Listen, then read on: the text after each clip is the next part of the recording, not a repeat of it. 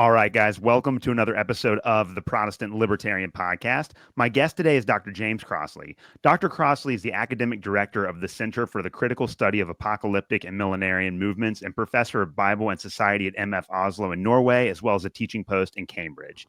He has authored and edited several books, including the brand new The Next Quest for the Historical Jesus, out now on Eerdmans Press. This collection of essays from various scholars attempts to outline the next phase of historical Jesus research, and Crossley's opening chapter addresses the major themes and questions that Next Quest scholars will need to grapple with. We will be discussing the Next Quest on the show today. Dr. Crossley, welcome to the Protestant Libertarian Podcast. Hello, pleasure to be here. Well, I'm really excited to talk to you. I've admired your work for a long time. We overcame some time zone complications this morning to make this work. But before we start talking about the book, just tell us a little about yourself, your background, and your work. Yes, I guess I work in two different areas, but I think they're related. And one of them, as you said in the introduction, is running a centre called the Critical Study of Apocalyptic and Millenarian Movements, or the Centre for the Critical Study of Apocalyptic and Millenarian Movements, and that's based at Cambridge. And that sort of encapsulates both sides of me in a way. Is that I do apocalyptic studies in the sense that I look at the English radical tradition, English radical history, English religious movements, and broader concepts of apocalypticism. And the other side of me is really historical Jesus, I guess, and which is something I've been interested in since, I would say, the early 90s, something like that, in some form or another, but as professionally for the past, 25 years or so. That has been my sort of primary interest within New Testament studies, has been historical Jesus. Even if I've done other things, that's where a lot of it goes. I mean, and within that, I do quite a lot of work on the reception history of the Bible as well, which I think is a kind of bridge between the two different areas. Is there anything else you want to know about me? I can talk all day of it if you want me to. Yeah, maybe just explain. You're teaching at two different major universities now. How does that work out for you? Right, yeah. Well, the centre is based at the University of Cambridge, and that's actually primarily research and promotion of research and dissemination of research on apocalypticism. And that's the University of Cambridge. The other part is MF Oslo, where it's also connected a little bit with Sensam, and I do PhD supervision there as well. I do research there, and so I've got two different posts, one where it works out, even if it sounds odd and they're in two different countries. But I do go to Oslo, and I'll be going there in a couple of weeks' time. Yeah, well, you are a very busy man, obviously. And this book, The Next Quest for the Historical Jesus, is kind of a summation of a lot of the work and research that you've been doing over the last couple of years. You obviously proposed The Next Quest and had a seminar on it and everything a couple of years back. So what motivated you as a historical Jesus scholar to start thinking about the next phase of historical Jesus research? Like, what motivated you to start exploring what would become the next quest? You used the word motivated. I would say frustration. Frustration is a motivation. Where to begin in a way? Like I said, it's been something I've been interested in for a long time. There's been a lot of work I've long admired, still admire, on the historical Jesus. But I became really quite frustrated with it over the past, I don't know, let's say 10 years or something, 10, 15 years, in that I didn't think anything distinctive was being done in terms of the analysis of who Jesus might have been or how he might have been received in the earliest perceptions and so on. There have been theoretical stuff done. Memory studies is the obvious one that comes to mind over the past 10, 15 years.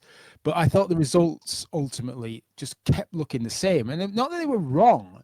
It was just that, but there are other questions to ask. So, why can't we ask questions about, I don't know, class conflicts more? Why can't we ask questions about gender, for instance, in a way that's not just the usual stuff in chapters or sections in historical Jesus books?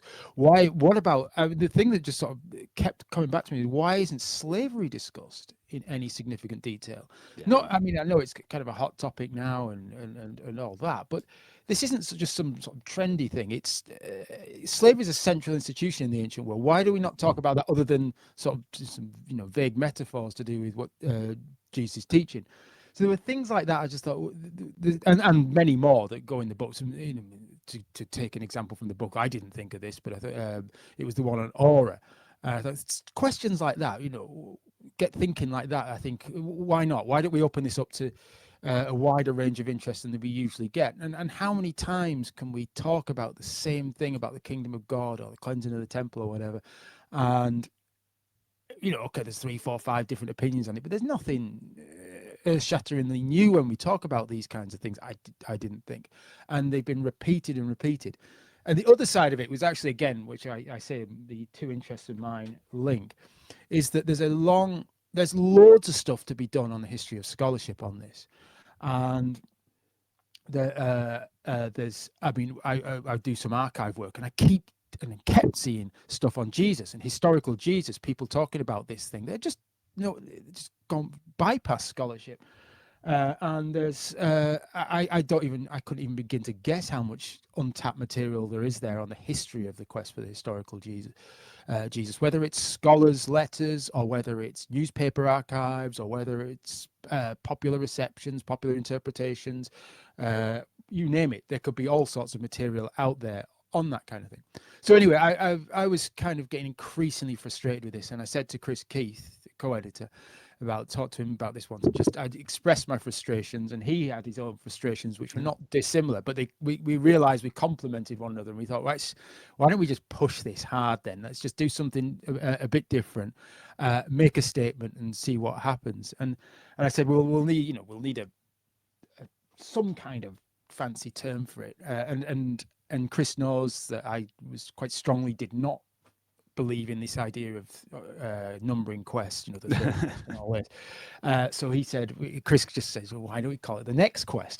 This is a great idea, because it's got a degree of ambiguity and a degree of arrogance at the same time. And he just and he said, because, but Chris is a much nicer person than me. So Chris is saying this is, so we can open this up. It's an idea that we can open this up to all sorts of views. There's no kind of one distinctive view, but we're just opening this up to a range of new, different approaches, or as I also wanted to stress, is older approaches that got ignored and, or overlooked, or didn't quite get the same acclaim as certain other approaches in the past. And we can bring these to the fore as well. So it was born out of frustration. We also both thought that Chris, we both agreed that the stuff we'd done, we were going to kind of think, right, okay, we're going to assume we were right, whether other people do or not. Right. So I'm going to assume that all this stuff about Jewishness, the way that scholars construct Jewishness, quite duplicitously, I think, in many cases, the argument that language of very Jewish knowledge is just doesn't really make that much sense. It's antiquated. Why don't we just assume he's Jewish and forget about it? We'll move on. He's Jewish. There's not really up for debate in any way. And Chris said, and like with Chris, just assume you're right on memory and all this, and let's do something that pushes it forward. Let's do something, just see what things we can do that were new. So we invited people.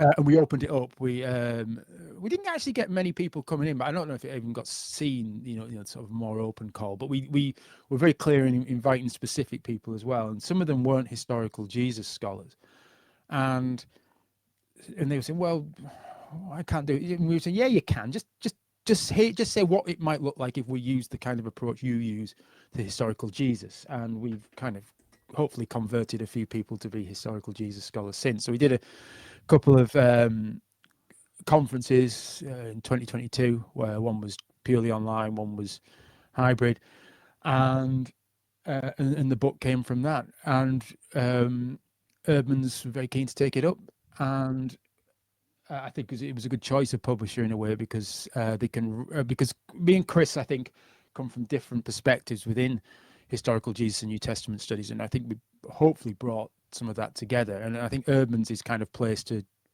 face both ways as well. So I think I hope it works well. I think it was the right choice, but only time will tell. Yeah, I definitely think that you guys did. And it's a very interesting collection of chapters. And there's kind of a lot of different big ideas that are proposed in that. Before we get to your contribution to the work, which is kind of like the big picture overview of the next quest, I want to talk about the previous phases, so to speak, of historical Jesus research. You make the point, and I think that a lot of New Testament scholars understand this, that it's kind of tendentious to divide up historical Jesus research into the 3 previous quests. But that's the model that everyone uses. There's the quest, the new quest, and the third quest. What's the problem with conceptualizing historical Jesus research in those three big epics? And then what do you think have been some of the greatest successes or failures of previous attempts to reconstruct the historical Jesus? Yeah, well, it didn't have to be a problem. I mean, whatever kind of way we classify these things is going to bring their own problems and exclude things and all this kind of stuff. The biggest problem is the so-called era of no quest, which is just not true, not even remotely true. Dale Allison, which book was it? Resurrecting Jesus, maybe, where I think he just lists a lot of the publications in the so-called no quest, and you say you can't do this.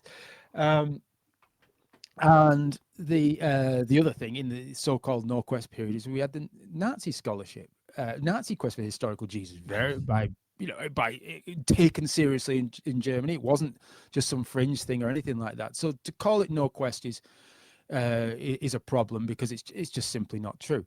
It could be, you could say that Bultmann dominated or whatever. Okay, I can go along with something like that. But you can explain why Bultmann was popular and all that kind of thing. I think that's fine. But the no quest thing is a problem. The other thing is, I think the sort of first quest sometimes becomes like the 19th century quest. And the 19th century is long.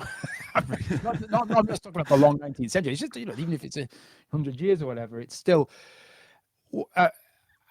there's a lot going on in the 19th century, a lot. And there's some important works, there's influential works. Everyone always talks about the liberal lives of Jesus, and quite rightly, but there's much more to it than that as well. So I think to generalize about huge periods of time becomes a real problem. I think there's nothing wrong with generalization, but I think if you don't work on 19th century stuff, you don't get a sense of the kind of different things going on, and you can't explain it properly if you don't get a sense of the different things going on. The third quest, I get people using it, and I'm prepared to turn more a blind eye to the language of the third quest, because I get people mean something like, I don't know, since the 1970s, greater emphasis on Jesus, Jewish, wider range of methods or whatever. But again, Dale Allison goes for more typological classification. I don't. It's not really my kind of thing. But it does work. And one of the reasons it works is because if you read some of the, I went back and read early 19th century stuff quite a lot. And I was reading it and just thinking, it sounds very familiar. There's a lot of similarity with some of the past 50, 30 years even. The emphasis on Jesus Jew was you can get this in Romaris. It's pretty clear. You get it in some of the stuff I do in the book on Chartists and some of their precursors. There's some of these themes are there, and obviously it's not as methodologically sophisticated as it is today, but some of the similarities are pretty striking.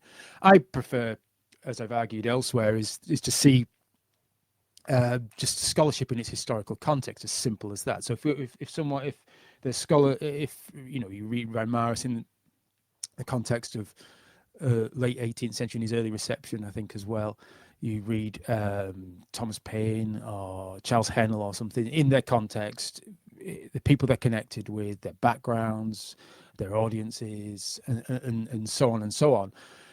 That's, to me, is the best way of reading the history of scholarship, and giving it a fairly precise historical contextualization and seeing its place in the longer term history of ideas, material history, and big geopolitics and things like this, that is much more fruitful than talking about third quests and things.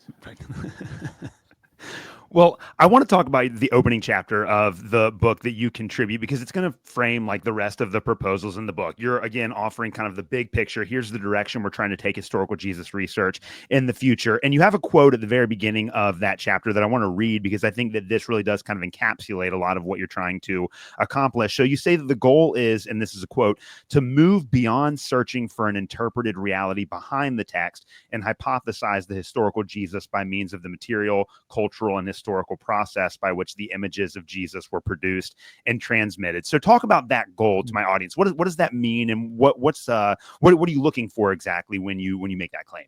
Yeah, I think there's two things that come out of this. This is I think this is Chris Keith's influence, that quote, as much as anything. But I think it speaks to two different aspects of of what we're doing, complementary aspects too. So in the case of the influence of Chris, and I agree with this, it's okay. You can't just peel back the layers as such and get back to Jesus, is what he would argue. Instead, we have images and perceptions and memories of Jesus. How did we get there? So what caused people to think like this, even if this is not this was written 40 years after or whatever, I don't know. So trying to explain how we get to where we are, which is an analogous process, but not necessarily quite the same as this uninterpreted reality. What someone like Chris would say, as would I guess most historians these days, is you're always talking about some kind of interpreted reality, if I could put it that way. So even if you've got people, even if we have eyewitnesses taking notes there with Jesus, there is already perceptions, there are already frameworks, there are already slanted ways of looking at it, and so on and so forth. One example I think I would give is even something like the crucifixion. Straight away, this could have been perceived as a humiliation. It could be perceived as a feminization of Jesus. It could be perceived as Jesus being able to take a serious beating like a man or something. You can take this in any number of directions, right like that. So there's interpretation going on from the very beginning. So we have to explain what gave rise to different ideas as the time goes on. I think that's more. Well, no, I don't say it's more Chris. I think that's Chris's kind of emphasis, although he would give that a very strong spin with the language of memory. I think where it reflects my background more would be talking about the social context and how do you contextualize these ideas? What would it mean to start talking about rich and poor in Galilee at that time? We might not be able to say Jesus said these words or did or didn't or whatever, but if we can talk about these ideas were present in Galilee, Judea around the time that Jesus was active, what would they have meant to an audience? How would we understand that kind of interpretation? And the same with any other kind of ideas you find in the gospel tradition. And then there's things that, well, what would the language of slavery have sounded like to an audience? What would it have meant? We would need more detail on slavery in that part of the world, the material realities of slavery, to understand how that was understood. Or language of what were things like the changes in building patterns, in, if I can put it that way, in Galilee, the building of Tiberias, the rebuilding of Sepphoris, as Jesus was growing up. How does this have an impact on how people might understand family? Being the breakup of family is a theme in the gospel tradition. Was this early, and does this map onto or connect with the language of families being moved from land to help produce towns and things like this? So you can give any number of examples like that, or you can take some old-fashioned, simple examples. I think very important ones, in fact, is as Mark Goodacre says in his chapter, there's a lot of gaps in the record, and one is childhood, upbringing. Even if the most maximalist understanding of Jesus' childhood, and you even took the Luke story about Jesus in the temple at age 12. I don't, but people do. Right. But even so, what do we do? What was his upbringing like? What was his education like? What did he do as a boy? You would need just to get a general use of. You would need your imagination to start thinking. Okay, we have to start thinking what a household in Galilee would look like. We may not get precisely what Jesus was like, but we can get an idea of what it might have been for a household, labouring household, to their everyday realities, their practical realities, their farming realities, the way they understood their religious history or whatever. So you can start reconstructing that. It's not necessarily what it was like for Jesus, but you can get an approximation through a bit of imagination and through reading the sources and having some understanding of the social world. And that might mean looking at say early Jewish sources would be the obvious one to find out what education might have been like, but it might also be what did analogous peasant households look like in the Roman world or beyond, in different cross-cultural contexts, what might that kind of thing be like. So you have to use your imagination a bit because we don't have the data, but you can make some cautious and sensible comments, I think, still. Yeah, and just to make sure that my audience gets this straight, because I know for people that are not initiated to historical Jesus research, this could be really complex. Essentially, what we have are Matthew, Mark, and Luke, and they all give us a presentation of Jesus. And the way that a lot of previous questers have gone about interpreting those texts is they've tried to strip away, I guess, the later historical accretions to get back to the authentic Jesus. Yeah. And I think, like, most famously of like the Jesus seminar that was kind of judging in like individually word by word, and every single pericope, well, Jesus said this word, but he couldn't have said this word. And that method doesn't work. Instead, what we have to do, and I think what you're proposing, is that like we have to think about what kind of figure would Jesus have been that would have given rise to the kinds of texts that we have. And we can really only do that if we're analyzing the social history to try to fill in those gaps. Is that correct? Like we have to kind of abandon the idea that we're ever going to get back to Jesus, and instead think about was kind of more like what Dale Allison and James Dunn and figures like that have proposed, where they've said it's more about like the impact that Jesus had, and that's kind of the best that we have historically. That's this is where I think there are two different elements to this, and there is that line of it. There is a more chaotic view, of course, as well within that. It doesn't. I mean, Dale Allison didn't think of it as always straightforward, and it's that it's not going to be a straightforward thing. What kind of things gave rise, and it will be all nice. We can all trace it back to a kind of Orthodox Jesus at the beginning.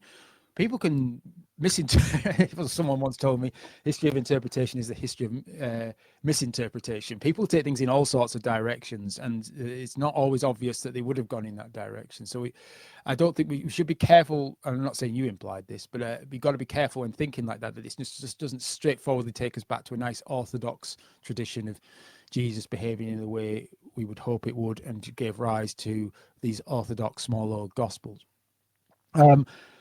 I mean, I still have a little bit of sympathy with the idea that you could, if we had the data, start assessing some stuff more and more. As in, we could work out if Jesus said this or not. But the problem is, of course, is that we don't have enough material. We don't have enough data. We don't have enough obvious eyewitness accounts or anything like that to make these kinds of claims. We have the four gospels, and within that I would say John's gospel is very minimal use for the reconstructing historical Jesus. With that we've got Mark, and then we've got material particular to Matthew and Luke, which would be our main two sources, and maybe bits and pieces that are particular to Matthew and Luke, which may be earlier. And then even then you're simply we've got some sources that plenty of things happened in the years, decades, whatever, before we get to even say Q or a Mark or Matthew and the Luke. So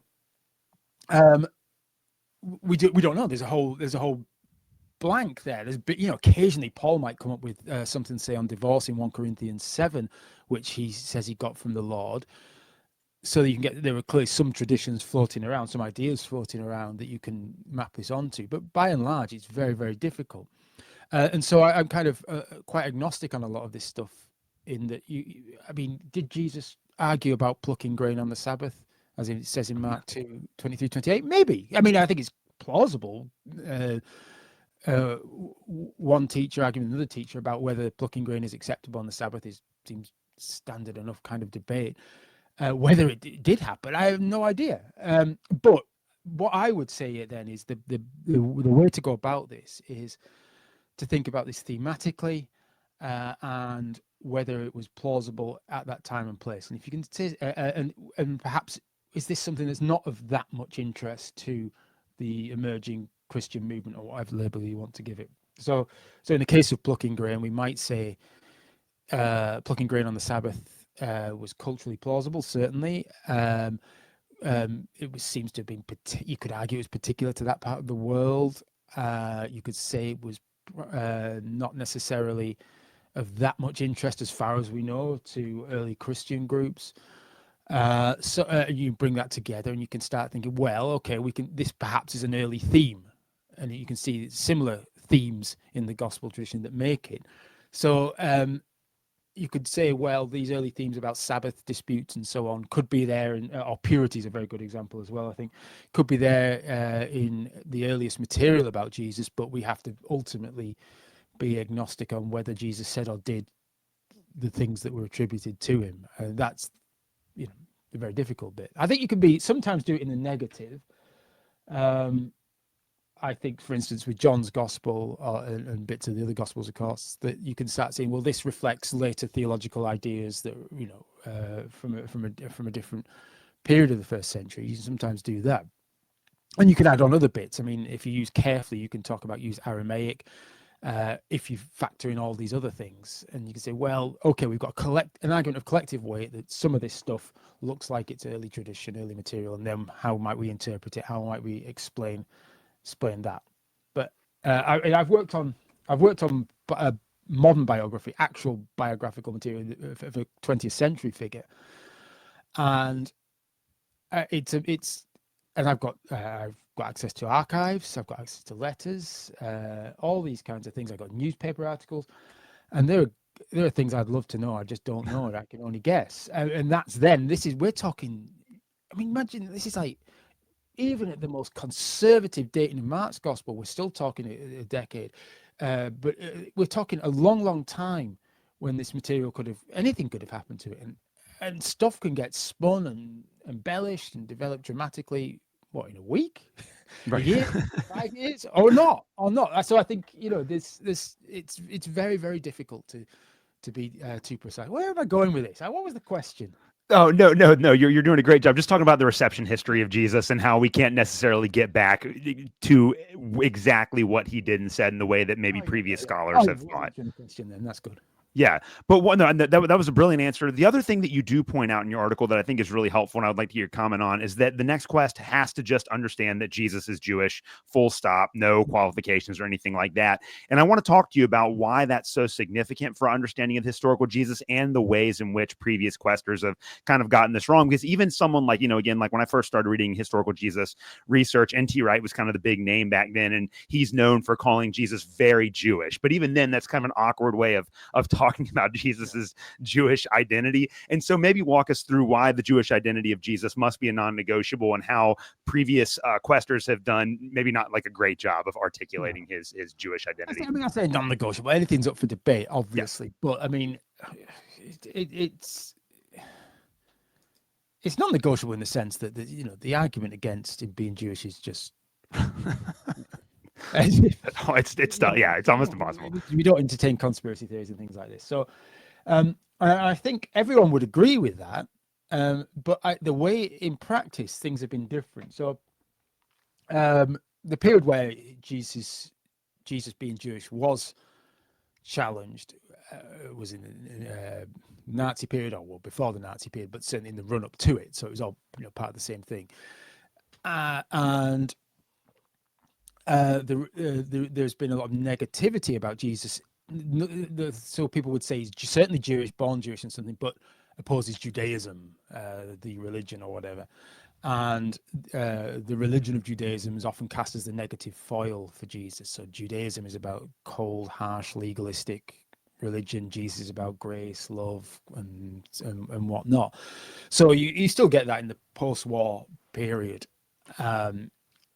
People who are sort of continually pushing these cliches about negative cliches about Judaism.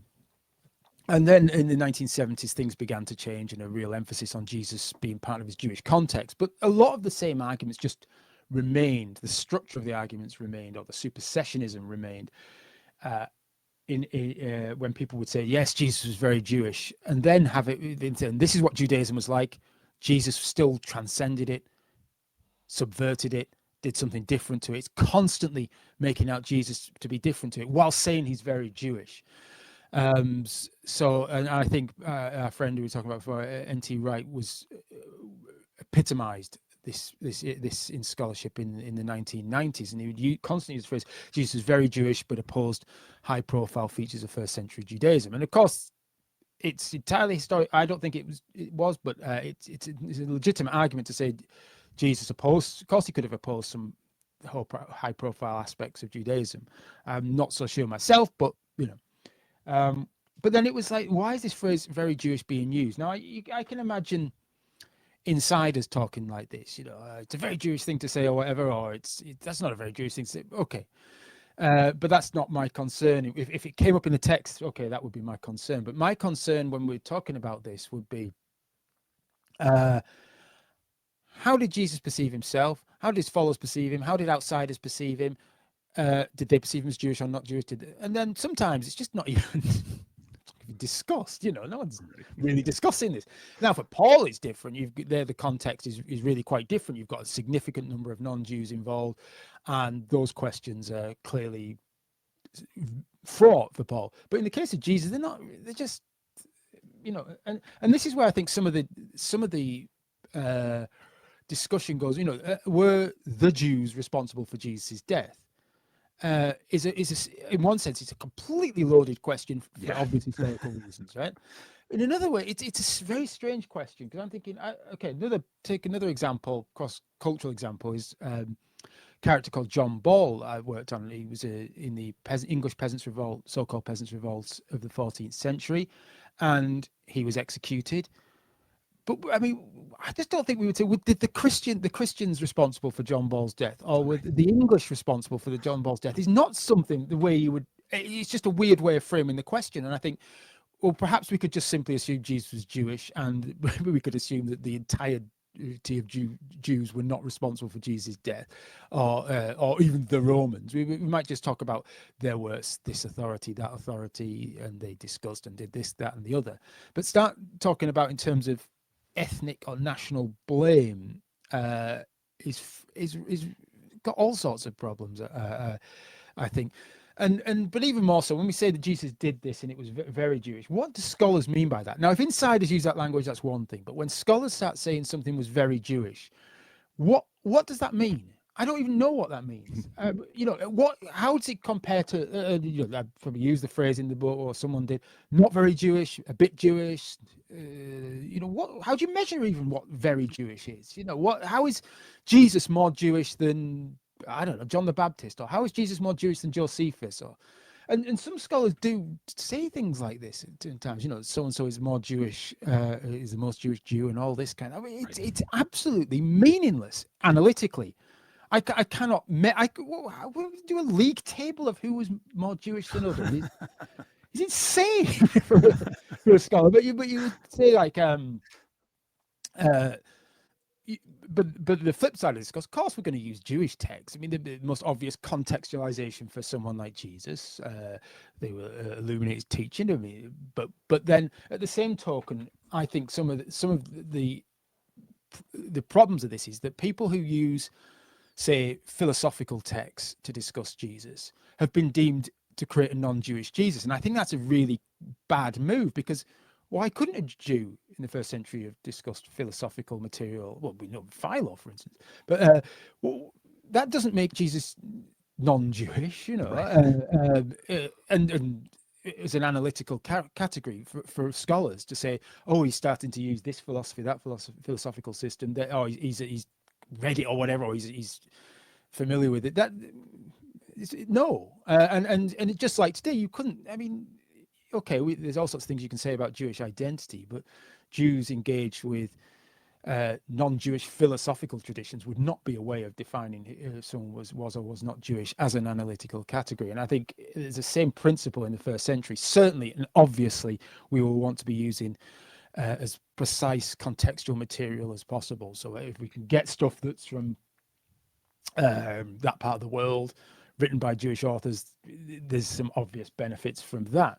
But it doesn't mean to say that there isn't strong influences, or perhaps no influence, or maybe medium influences from other philosophical non-Jewish material as well. Or if you can even distinguish sometimes between whether this philosophical use is Jewish or not Jewish or whatever. Maybe there's just some local differences, local nuances or whatever. But so I think that's why I mean by just why not just like abandon this idea? We just assume he's Jewish, and then we move on and say what's going on, and certainly, what might his upbringing in trying to understand his Jewish history have looked like? But then, what would it have looked like as a peasant boy or whatever in Galilee as well?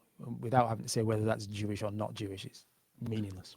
Yeah, I know that makes a lot of sense. I think that one of the areas that you propose in your chapter in the next quest that will be the most fruitful for research in the next quest is kind of the social and the reception history of historical Jesus scholarship. Kind of attempting to analyze the social context of people that are making claims about Jesus. And I've talked a lot about Albert Schweitzer on my show before, even though I don't think he got everything right. I think that what his book represents was a genuine attempt to try to locate all of these people that were writing books about the historical Jesus in their social and cultural context and showing how that influenced their interpretation of Jesus. And I know that is a process that's near and dear to your heart too. And you actually have a chapter in the book where you kind of look at this with chartism. So maybe talk to us about why looking at the social history of scholarship is so significant, and then also what your work on chartism reveals about that dynamic and what that can tell us about the way that Jesus has been received.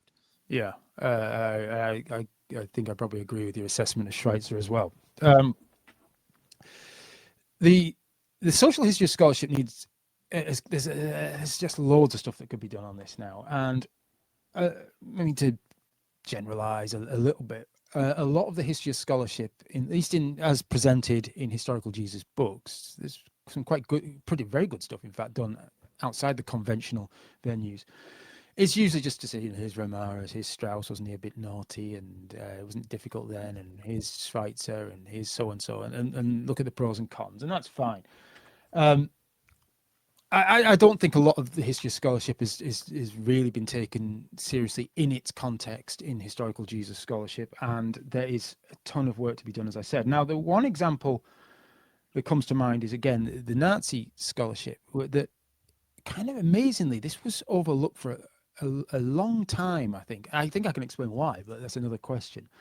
Um, there were exceptions, such as Vermesch did a little bit in the 1980s on Nazi scholarship on Jesus and the Gospels, New Testament, but it really wasn't until like really the late 90s that this really came to the fore about how serious this scholarship was and how influential it was, and all this kind of stuff.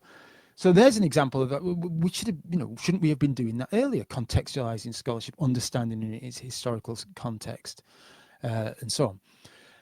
There's and so then you think there is a load of material already out there. Even the stuff we're kind of broadly familiar with hasn't really been done fully as it could be. There's some good stuff done on Schweitzer's context. There's now some stuff done on Vermesch's context and Vermesch's work. Halvard Moxnes, for instance, has written on 19th century historical Jesus scholarship in its national and political context. So where else? I mean, I've done stuff on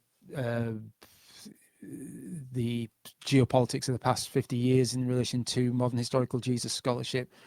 There's people now working more and more on German context for it as well. So this is now starting to take place. Now that you think we've only just begun on a lot of this as well. I think once we get beyond just simply looking at the books, which is very important, we look at the letters, we look at newspapers. The newspaper archives are brilliant because they're pretty easy to use, and so you can get all sorts of stuff about early receptions of Jesus scholarship and gospel scholarship, and try to contextualize it. Why does the historical Jesus take off as a thing? I mean, there's always precursors, but really sort of towards the end of the late 18th century into the early 19th century. Why does it become such a prominent feature of theology and even anti-theology and criticisms of theology?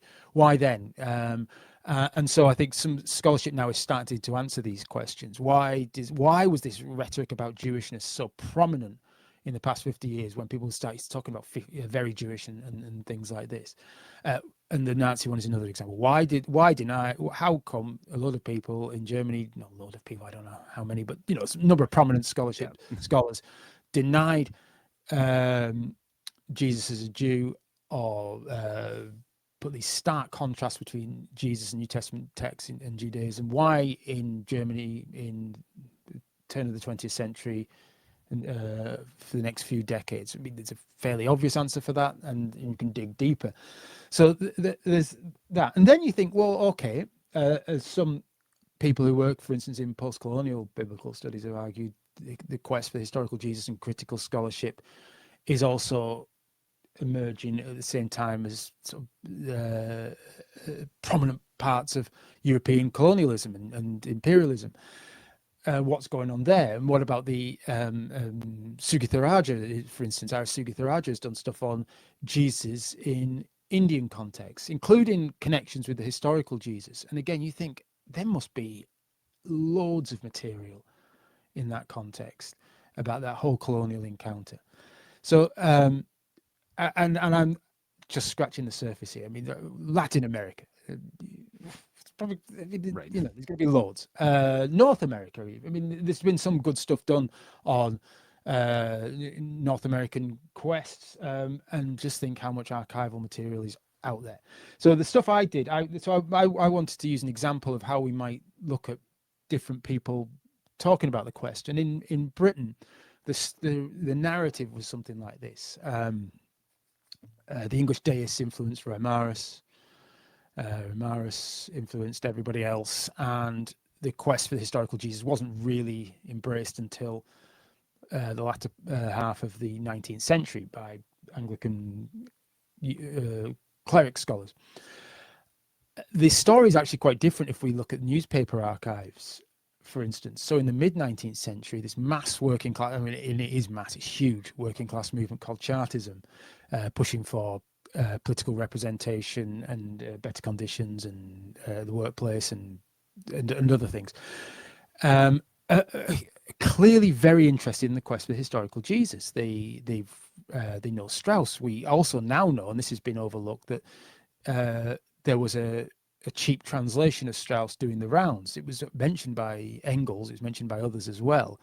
And it was advertised in the Chartist press. We can see this if we go looking through it. We can see people talking about the reconstructions of Jesus very much in strong class terms, incidentally.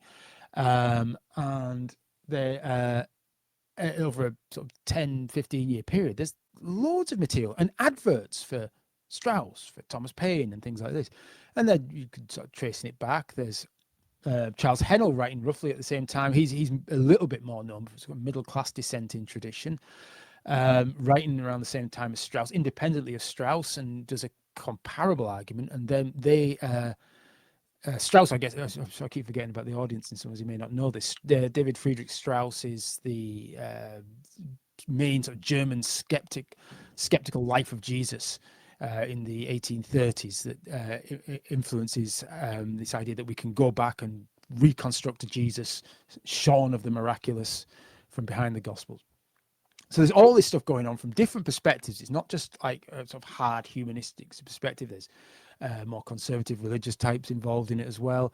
You go back further still, there's people like Thomas Evans in pamphlets talking about Jesus as a slave, and his sort of general understanding of what Jesus was like was very controversial in the early 19th century. And then there's Thomas Paine as well, not always overlooked, but sometimes is, and very influential in how a lot of people understood the historical Jesus. They wanted to understand more, and they turned to people like Thomas Paine.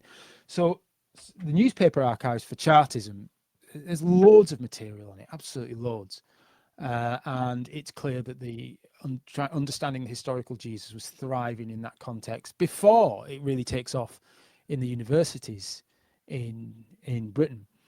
So again, there's just one example. With newspaper archives are pretty easy to use these days. You've got keyword searches and things like this. So it takes a bit of effort, but you can do this. And again, you think, okay, England, Britain, an island, Northwest Europe, what's going? People have done bits and pieces on the reception of Strauss in Germany, for instance, or Germanic, Central Europe. Where else is this happening? What other stuff is there? There's going to be loads of stuff, and I think there is loads of research projects waiting to happen on trying to uncover the history of the quest for the historical Jesus, and it might throw up some results that are unfamiliar. So there's that. I mean, we can say that there's no more data for doing the historical Jesus himself at the moment, and so I can get the complaint that why bother doing historical Jesus studies. I don't agree with it, but there is some logic to it at least. But in this case, there is untapped material and loads of it. Yeah, you also talk about the need to reevaluate class and economics when it comes to understanding the historical Jesus. Again, kind of what we were talking about earlier, building out that sociological context in which Jesus lived. And I think that there are some scholars like Bruce Winter, and I'm actually reading through one of Peter Oakes's books right now, who have done some good work on that with respect to Paul, but that Mm, hasn't necessarily been applied to the historical Jesus in the same way that it's been to the letters of Paul. And mm, beyond kind of thinking about class and economics, you also want to incorporate a lot of these other ideas that are kind of swirling around in the humanities right now. So ideas about gender and slavery and things like that. What does a reevaluation, or maybe not a reevaluation, but what does an incorporation of those ideas into historical Jesus research do to push the quest forward? Well, I mean, some of these should have been questions should have been asked properly a long time ago. I mean, and people have, but they've just not risen to the fore, so to speak. Um, I mean, I mentioned gender at the beginning because it's an obvious one. You might get a little section on Jesus and women or something, Right. Jesus and men, but you know, stuff like that. And it's if this was like 30 years ago, it'd be Jesus is very Jewish but he's still better than other Jews towards women or something like that. But you know, why not? And this is like we're keen to push Halvor Moxon's work forward because what would upheavals in households have done for gender in Galilee at the time? You know, if you're expected head of the household, that's the job for the eldest male. So not doing that has consequences for how people perceive gender and how Jesus may have constructed it of himself.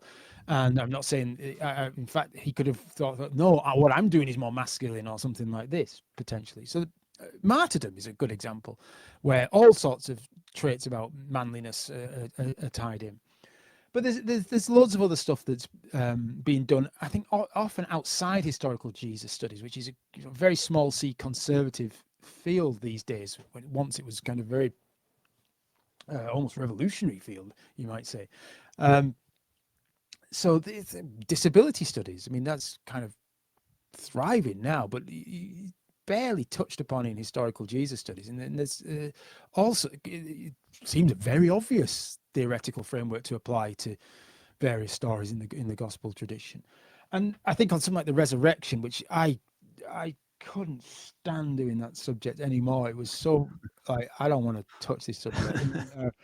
I was talking to a colleague, Justin Meggett, um, and and I'm really glad he wrote the piece on resurrection in there because started using examples from early modern England about resurrections, and straight away people believed them. Now it doesn't matter. The question of whether it happened or not is irrelevant as far as I'm concerned.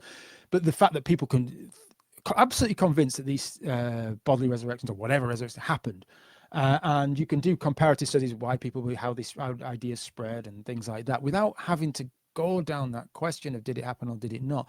I think some of the resurrection has been done to death, but you think about people like Dale Allison and a few others who have done some comparative work on this, and now Justin. But loads of comparative stuff could be done on resurrection stories without simply that question of trying to prove or disprove it, but rather how do these ideas take off? What do they mean? What significance do they have for people? Things like that. Um, Questions of aura I've mentioned before. Stuff we can. I think Robin Walsh is kind of interested in this respect because you think gospel writing is a fairly worn topic, but on the other hand, as applied to historical Jesus studies, thinking about the ways in which the gospels were framed and written and audiences, if she's right, there's some really negative consequences for historical Jesus studies. And if that is the answer, that's the answer. Now, people will, of course, debate that and push back or agree or whatever. But there's still those kinds of questions that haven't really been done too much in the history of historical Jesus studies. I even think something like apocalypticism as well. And I mentioned in there that we could do more cross-cultural comparisons of apocalyptic thinking in, say, peasant societies or similar-ish societies, and how they may have understood transformations of the world and things like that. So that might, instead of us like adding yet more bibliography to questions about the kingdom of God or an apocalyptic Jesus, we could start thinking, well, let's actually just take this in different directions and start looking at comparative material there. Um, there's 35 odd essays in the book, but people, that was the kind of mentality we had with this, is to try to say, well, what if we took it in this direction and started doing that? And I think this should have happened a long time ago. And the problem is, it's partly the way the field has been. It's been kind of, it's the sort of, with Paul, I guess, in the synoptic problem, the kind of center of a very conservative field, and some of the more creative stuff and innovative stuff has been done outside historical Jesus studies, even Pauline studies until recently, and synoptic studies, and in the sort of mainstream center has just not really entertained this stuff, or if it has, it's not been pushed to the fore. So we've got very traditional scholarship, and it's been like that. And again, I've said this a few times, and I just do not want this taken the wrong way. I simply mean this as a statement of some sort of reality, is that people live quite long, scholars live quite long. So, I don't know if this book could have got through 15 years ago. Yeah. But now I'm older, Chris is older, and Olgard died, or no longer that active, or and then there's a younger generation coming through. I think it's an opportune time to start really pushing some of these ideas, and if only to bring historical Jesus scholarship up to date with developments elsewhere in early Christian studies and New Testament, but also the humanities more generally. There's and I think it needs that kind of updating. And in my more optimistic moments, it would be nice if, given my sentimental attachment to historical Jesus studies, if historical Jesus studies could actually start leading in some of this stuff once again.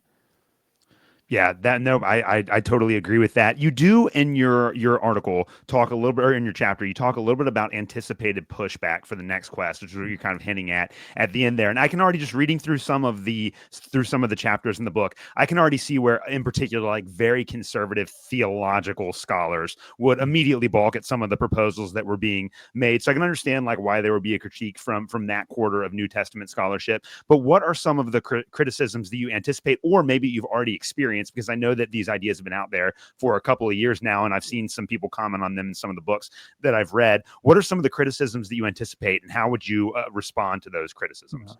Actually, I'd be quite interested to hear what you think conservative pushback would be, because one of the things I didn't want to do with this book, and me and Chris did discuss this a bit, I wanted it to not, I didn't want it to raise the issue of theological perspective or confessional. I said, let's just I don't really care what background the people come from, as long as you are prepared to ask new questions, push this.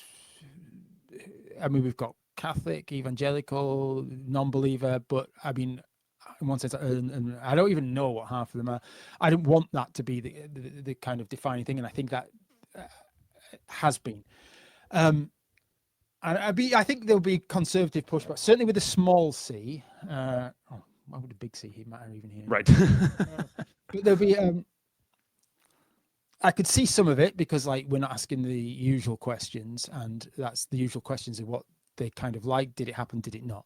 Yeah. And in one sense, they might not even care, and I think that's one thing that might come from that. I mean, do they care?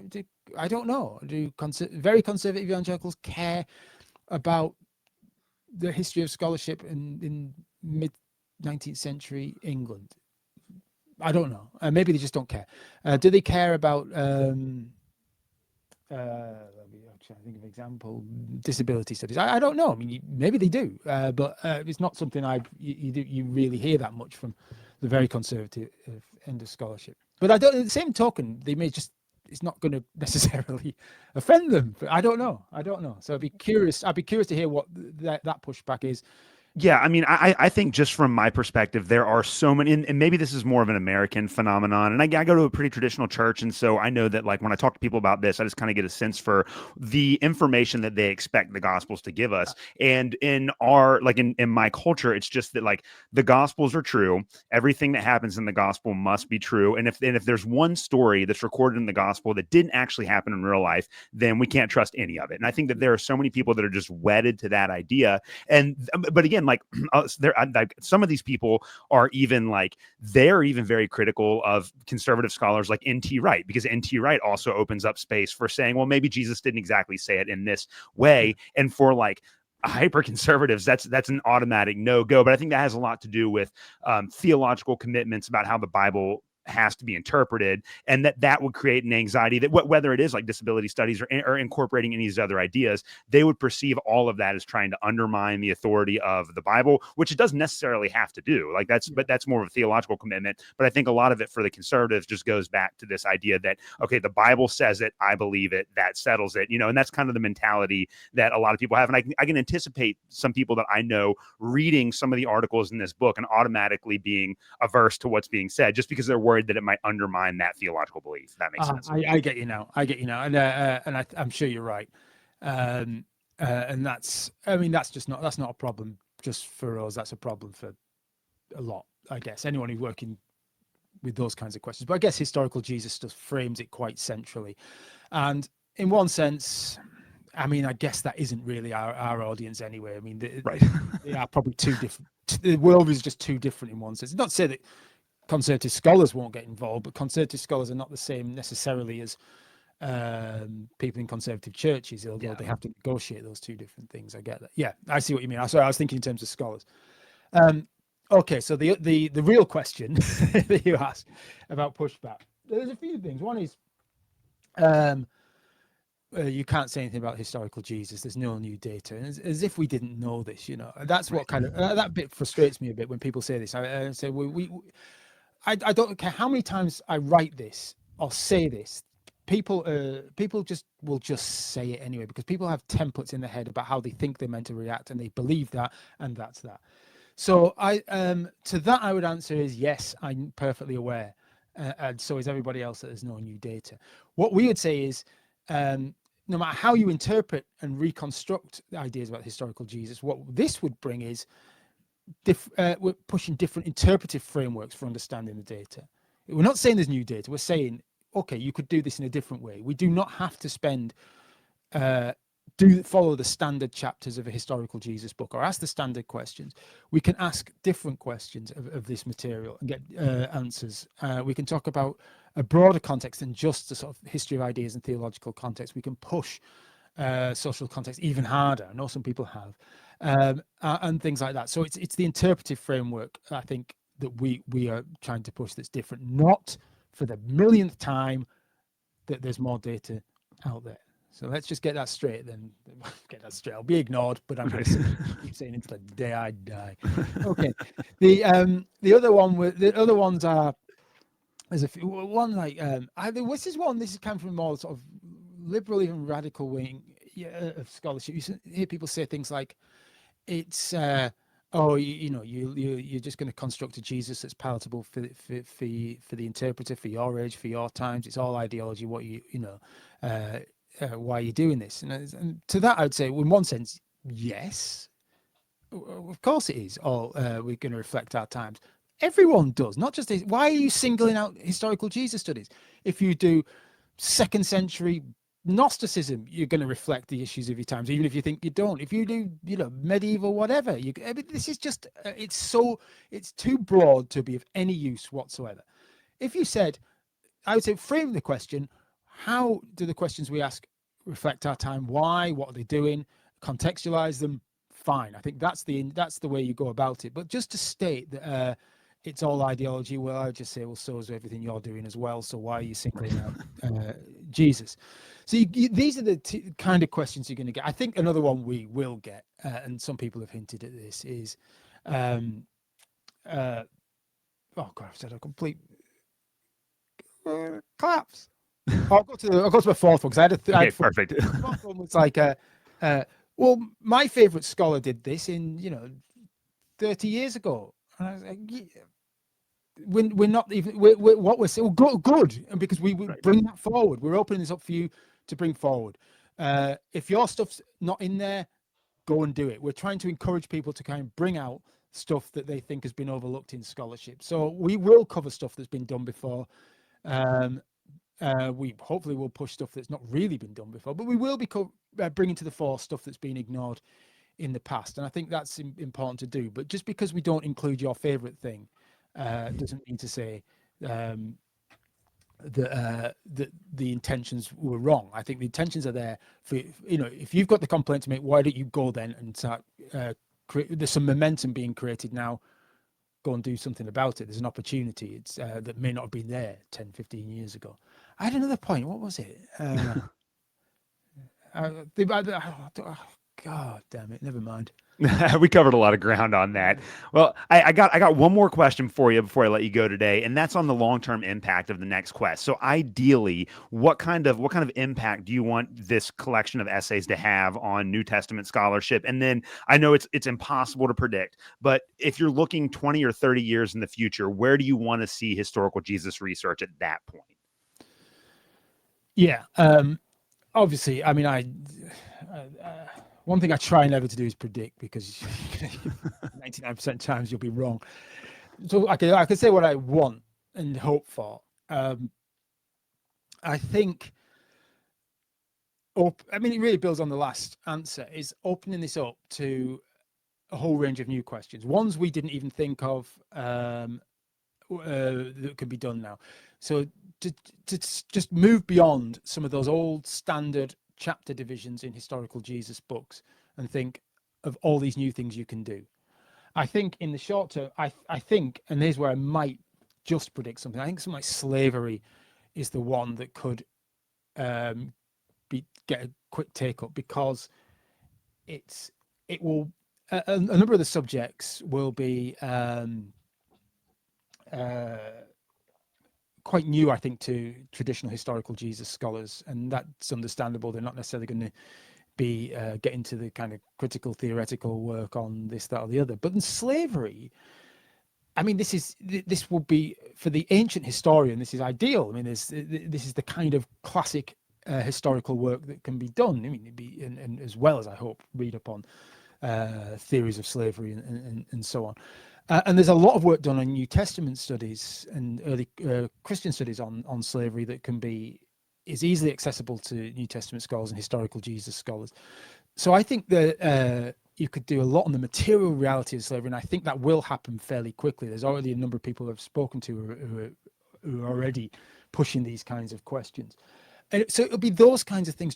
I don't think historical Jesus studies will ever quite reach the kind of level of popularity it had in the 80s and 90s. I mean, it could pack out ballrooms at the Society of Biblical Literature annual conference, for instance. I'm not sure if we'll ever get to that stage again, but I think we could open it up to a range of new people and new ideas, new interpretations, and in 30 years' time, we might have a real broad range of all sorts of questions, some I can't even think of, that are not simply those standard chapter titles in the main historical Jesus books. Not that they're wrong, not that they're necessarily bad, but that we can do more, and we can make this much more interdisciplinary minded field. And by interdisciplinary, I do not necessarily mean you are up to date on all the latest theoretical developments in literary theory, historiography, or sociology, anthropology, whatever. I mean, it's also reading quite narrowly. It can be so slavery, you read case studies on slavery in analogous contexts and how it might shed light on the first century in that part of the world.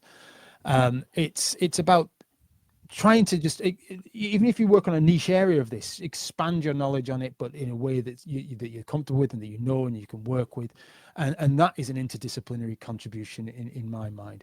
It's not simply, though, I think, about just textual mining and here's my ever so slightly different view of the historical Jesus from Sanders, which is similar to Wright, which is similar to Harvey, whatever. I just broaden it, and that's where I hope it'll go.